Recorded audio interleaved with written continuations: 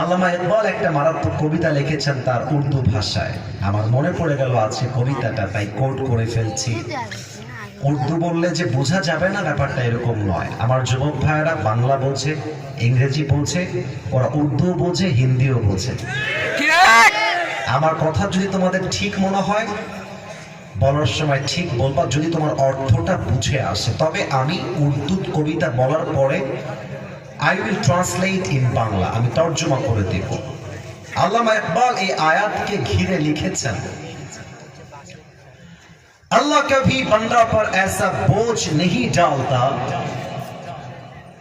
जो उससे संभाला ना जाए।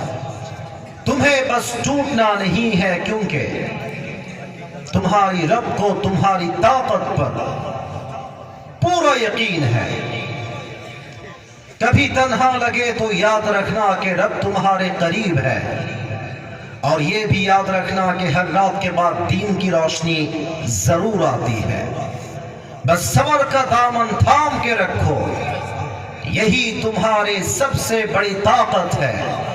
और याद रखो, जब भी तुम्हारी जिंदगी में कोई तकलीफ आए तो अगर बुलाना हो तो उसी को बुलाओ, अगर दुआ मांगना हो तो उसी से मांगो, अगर भरोसा करना हो तो उसी पर करो, क्योंकि भरोसे के काबिल सिर्फ वही है, वो तेरा रब है, वो तेरा अल्लाह है। ठीक है ना?